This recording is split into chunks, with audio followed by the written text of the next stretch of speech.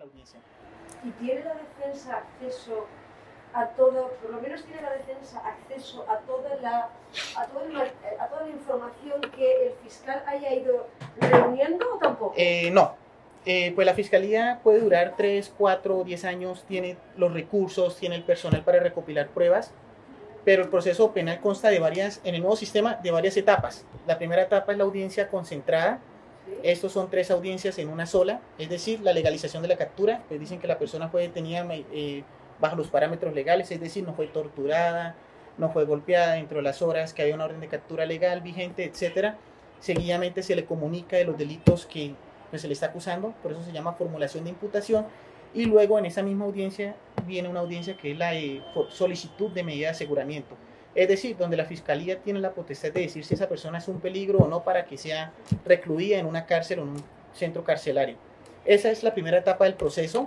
Allí la fiscalía únicamente hace enunciación de algunos elementos de prueba que tiene en contra de la persona que está siendo procesada o investigada, elementos que en la misma audiencia se le corren traslado a la defensa, y como lo digo, elementos que la fiscalía ya viene recopilando hace 3 o 4 años y que solamente le dan a la defensa 10 o 15 minutos para poderlos estudiar y hacer una defensa pues dentro de un proceso que ya viene mucho más atrás, lo cual es ilógico, rompiendo todo el esquema de la defensa obviamente, y no, eso no es ninguna defensa. Luego viene una segunda etapa en este proceso que se va a dar aproximadamente 6 meses u 8 meses después, que es la segunda audiencia, que es la formulación de acusación. Es decir, la fiscalía allí elabora un documento por escrito donde acusa formalmente a la persona que está siendo procesada de los delitos, donde puede hacer adición de delitos o puede retirar algunas acusaciones. En esa audiencia es donde la fiscalía descubre todos aquellos elementos materiales probatorios con los que cuenta contra esta persona. Entonces es solamente hasta esa audiencia donde la defensa va a poder conocer qué elementos de prueba tiene la fiscalía en contra de una persona, no antes. Pero ¿y cómo puede la defensa actuar, investigar si realmente las pruebas que tiene la fiscalía tienen veracidad o tienen peso o no, si no tiene acceso a esa información?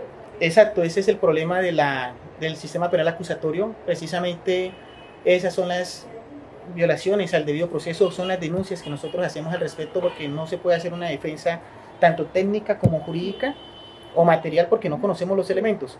Entonces la fiscalía puede tomar arbitrariamente algunos elementos de prueba, presentarlos, poner presa a una persona y después darnos cuenta de que no era ella con otros elementos de prueba, pero ya a partir de la audiencia de formulación de acusación.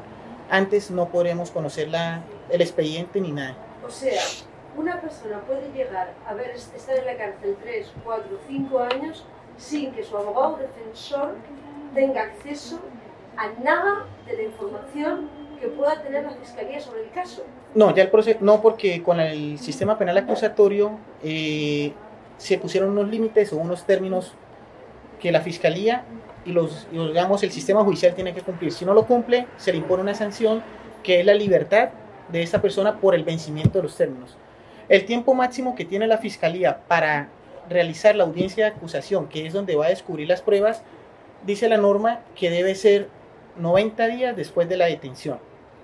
Pero si es más de un procesado, es decir, que no es una sola persona, sino son 2 o 3, o a pesar de ser una persona, si tiene varios delitos y es de la justicia especializada, porque hay jueces penales municipales que conocen causas pequeñas, jueces penales del circuito, causas medianas y especializados que son digamos, de los delitos más graves.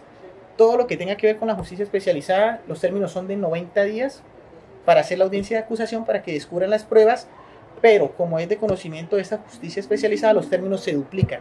Es decir, serían 180 días, eso sería alrededor de 6 meses, para que, digamos, la fiscalía apenas radique el escrito de acusación, y ya después de eso el juzgado de conocimiento tendrá dentro del mes siguiente que realizar la audiencia.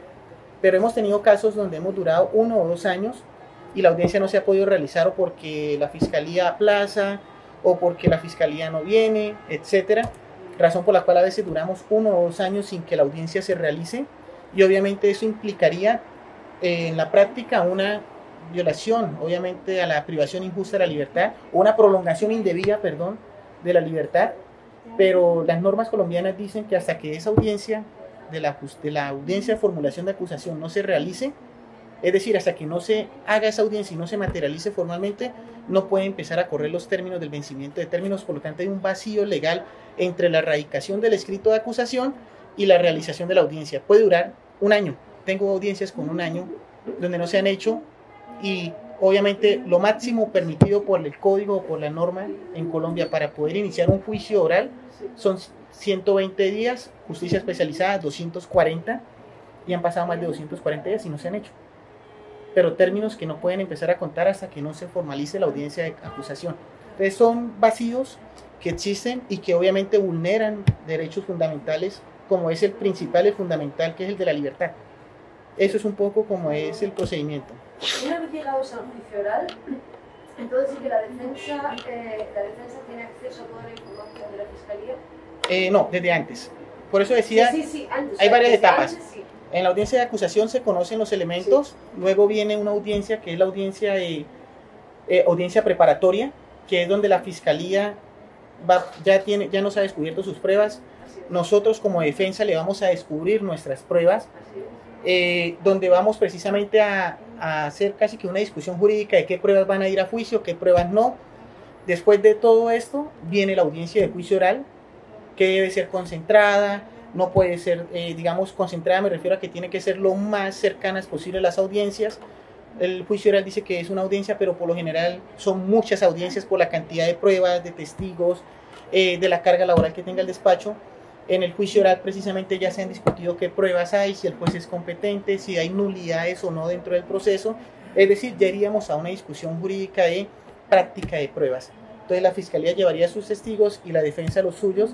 El juicio oral por lo menos está durando en Colombia alrededor de 1 año a 2 años. Depende del proceso. Aunque hay procesos que han durado mucho más.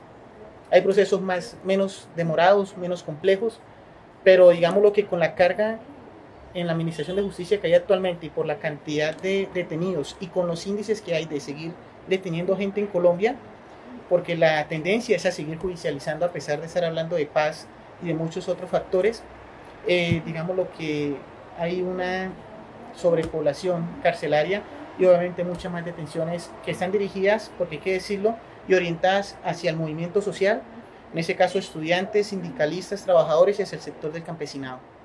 Precisamente sectores que se oponen a los megaproyectos de las multinacionales, sectores que se oponen a proyectos de monocultivos estilo o la utilización de las semillas Monsanto, por ejemplo, que están prohibidas en Francia, en Alemania, en otros países. Precisamente sectores que manifiestan su inconformismo, que están siendo reprimidos y criminalizados.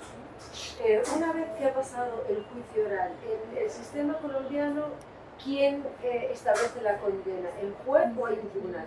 Como en Estados Unidos. Nuestro sistema penal acusatorio, a pesar de ser un sistema oral estilo Estados Unidos, es un sistema de partes. No se estipuló, no se estableció en las normas que hubiera un jurado de conciencia, no lo hay.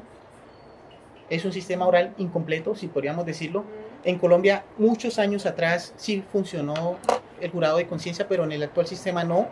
Quien determina la condena o quien va a dictar el fallo de la sentencia es un juez.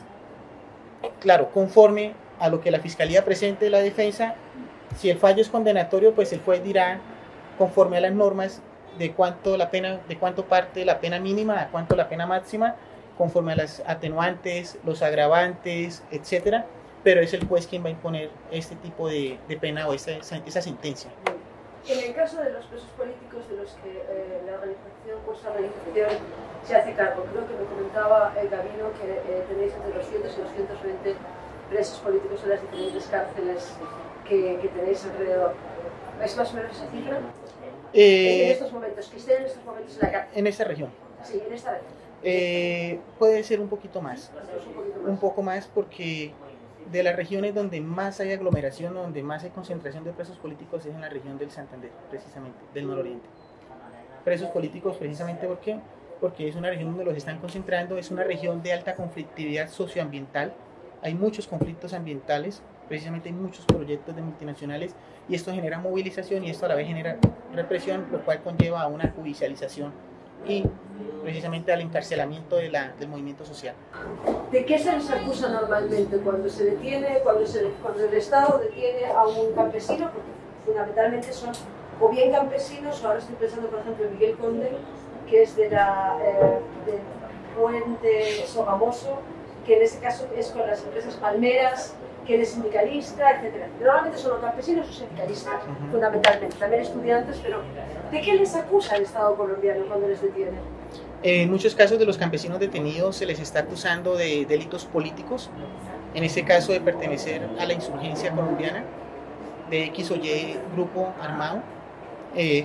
¿Por qué? Porque precisamente pues, viven en zonas donde hay un alto conflicto, digamos, entre el Estado y los grupos insurgentes, y pues lo más sencillo y lo más fácil para el Estado de judicializar a un campesino es diciéndole usted pertenece a un grupo armado. Entonces, por lo general son precisamente señalados de los delitos de rebelión, principalmente, es decir, de querer derrocar al Estado con armas perteneciendo a un grupo armado. En otros casos los indican precisamente de estar secuestrando, extorsionando cuando son cosas que no concuerdan con la realidad. Para esto, el Estado colombiano utiliza desmovilizados, es decir, miembros de la insurgencia que hacen parte de un programa del Estado colombiano que es la desmovilización, y precisamente donde ellos tienen que dar un resultado, y si ese resultado no lo dan, pues lo sacan de dicho programa y tendrían que pagar penas, las penas que son de 40 a 50 años, y no penas alternativas de 8 años como las que les proponen. Entonces, con la finalidad de dar resultados, incriminan o señalan a la población civil. Para ello, pues lo más fácil es como lo hace el ejército en el Cesar, hay que decirlo, el batallón energético vial número 3. A veces el ejército hace censos poblacionales, lo cual no está permitido, es una violación al VIH, ¿no? Hacen censos, y en dichos censos pues recopilan información del nombre completo, los empadronan, es decir, les toman fotos, números de cédulas, y toda esa información es suministrada digámoslo así, a los desmovilizados, quienes después van a señalar a las personas.